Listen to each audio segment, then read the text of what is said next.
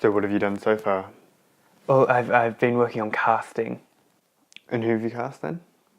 Well, since I'm going to do all the filming tonight, the choices are basically limited to either you or me. And I figured that you probably wouldn't want to do it because you're in mourning, so the only option was me. I was going to cast myself as every single character, but when I'm already writing and directing it, I thought that would probably just make me look really narcissistic, and I'm just not that big-headed.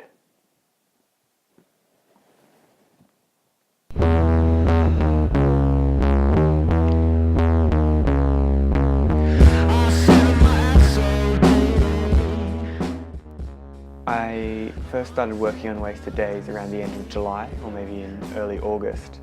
I didn't have an outline for what I wanted it to be, or any ideas about the characters or the plots, but as I started to write it, a lot of old inspiration came to me, and ideas which had been in my head for quite a long time.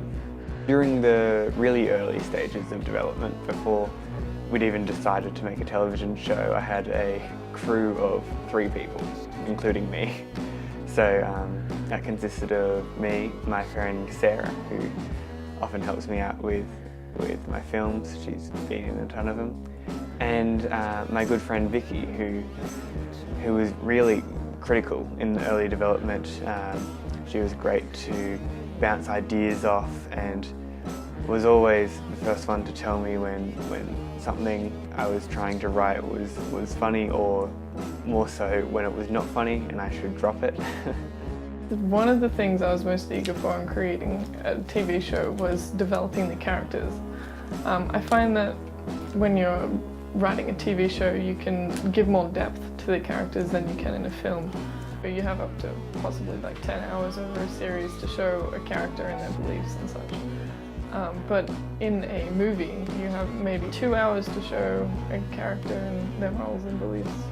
The short time that characters have for development in film is why we have so many stereotypes and one-dimensional characters. TV allows for growth and multiple arcs, and actual complex characters who you get to know over time, like an actual person. The character development for Wasted Days took such a long time. I really wanted the characters to be unique and three-dimensional. I wanted them to be complex and not be a standard comedy stereotypes, which you so often see main characters in television shows being. The first character I came up with, Daniel, he'd been forming in my head for a really long time. I think he really came from a very negative part of myself, which I don't usually give much thought to, or try not to listen to too much. But I could see myself being a lot more like Daniel if maybe a few things in my life had gone differently. Maybe if I hadn't moved out of home when I did, I think I'd be a lot more like him. The character I came up with next was meant to be played by Sarah, the character Beth, who was later changed to Isaac. This microphone is right in between my tits.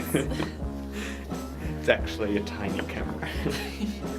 Isaac, his purpose in terms of being created was to be the counter to Daniel. He's a straight man, he always wants to do well in school, but he doesn't do as well as he'd like, and he beats himself up when he doesn't get the marks that he aims for. He's frequently being brought down by Daniel's negativity, but is struggling to keep a positive attitude and keep his own outlook on life. The character Vicky was the third character we came up with and was cut from the script quite early on. She was actually based on my friend Vicky. We came up with her together. She's the kind of character she'd been actually developing kind of in a inside joke that we had together. It's an ongoing joke which we refer to as the competitive vegan, and it started as just kind of like, I'm a vegetarian, and when I met Vicky, she was just like, oh, you're a vegetarian? That's cute, I'm a vegan.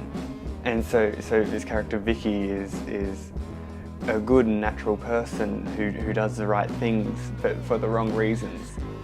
When I was researching comedies, I found that the most successful ones had really focused on developing relatable characters.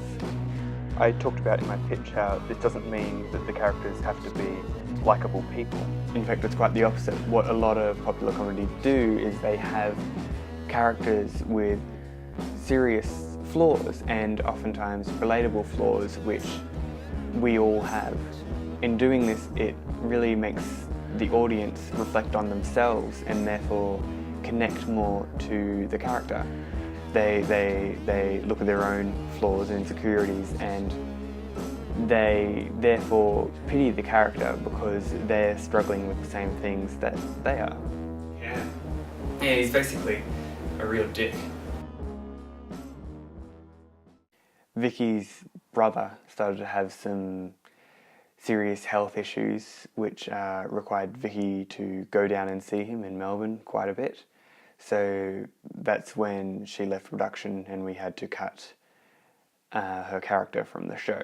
She had to start juggling her job and her family, so she didn't have time to help with the film and let alone even hang out with us anymore. We were only partway through the first draft of the first script when this happened, so cutting her character out wasn't a huge setback. It did take a bit of time, but we didn't really care. We just felt bad for her and her brother.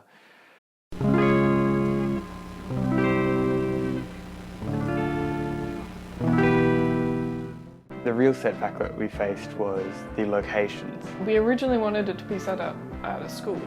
We were able to use the music rooms and this was working really well until We found that it wasn't actually a nice setting. It was also really hard to film there because there wasn't all that much room and we could only film during school hours. we couldn't move around furniture too much or rearrange too many things because that was a space that had to be used by other students as well. The premise for the TV show is that unlikely friendships would form between some students who were caught in a remedial class together. This was really upsetting because the whole premise for the film was to show that school was a waste of time, which is why we called the film Wasted Days. Like, the message still works because it follows college students wasting their days studying, but the message is less direct. So we started reworking the script to have it placed in like a dorm room or a share house where we would possibly have more access to.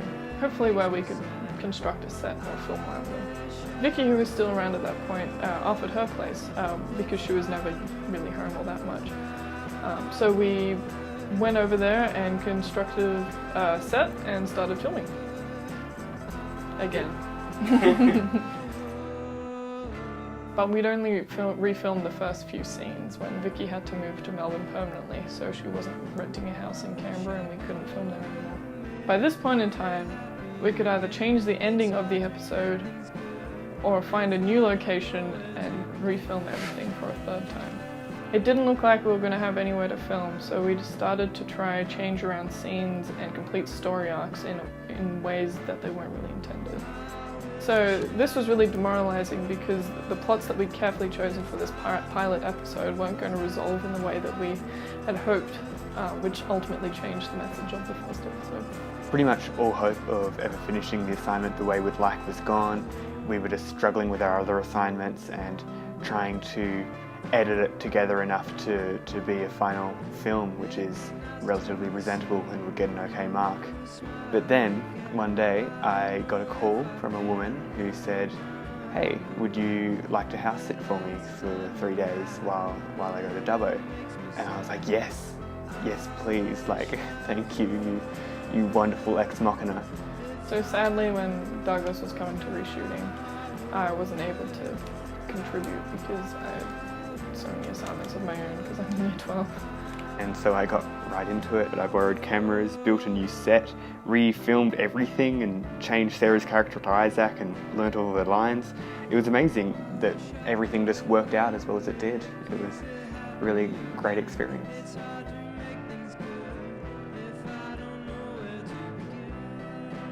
The message of the entire pilot episode is really important. We thought about it for quite a while. The B plot with Daniel doesn't matter so much. That is resolved as soon as he gets over his girlfriend. But the main storyline, which follows Isaac trying to finish his assignment, is very relevant and also kind of meta, because it's inspired by me struggling to do this assignment. The resolution comes when Isaac finally realizes that the product itself doesn't matter, it's what he can make it mean, and any preconceived meaning that it has doesn't matter. So this really makes a statement about the school system, and also is somewhat meta because it's the meaning of the episode, but also the episode is created to be an assignment. So whether the episode's meaning is actually the intended meaning and preconceived meaning that I had when writing it is actually up to the audience to figure out.